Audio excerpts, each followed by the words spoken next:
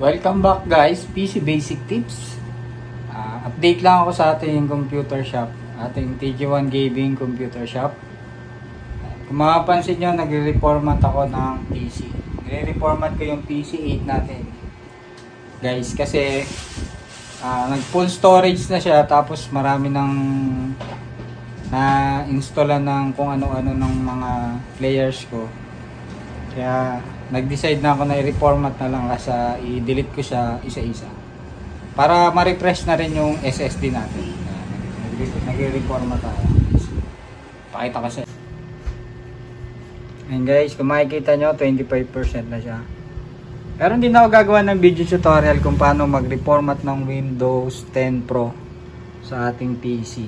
DDR4 PC build yan guys. May video card dyan.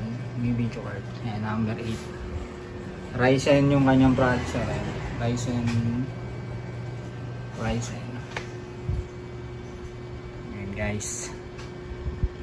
Kung gusto nyong mapanood yung mga kung paano mag-reformat ng PC gamit yung ating Windows 10 Pro, search nyo na lang sa mga video natin. May mga in-upload na tayong mga video tutorial sa pag-reformat.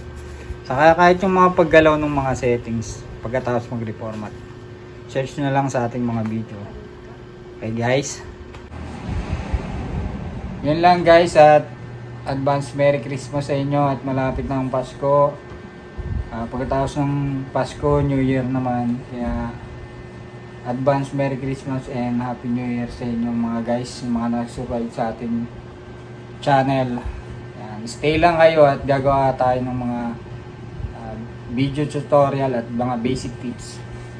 Sa ngayon, healthy pa yung mga PC. Yan lang naging problema sa ngayon. Nag full storage siya. Pero may may hard disk to. Yung hard disk kasi yung mga games lang nakalagay. Yung SSD natin is OS lang. Kasi yung mga pag nag-download yung mga players ko ng games, hindi nila alam kung paano i-turn over sa hard disk, kaya nagmamatic sa SSD na install, kaya napupuno. Saka marami na rin, medyo matagal na rin siyang hindi na-reformat. Kaya ni-reformat ko na para ma-refresh na rin yung kanyang system. Pati na rin yung SSD natin. And guys, update lang. Ayan, konting update lang. Ayan lang naging problema sa ating shop. Kaya nag-quick update lang ako sa ating shop. Okay guys, maraming salamat.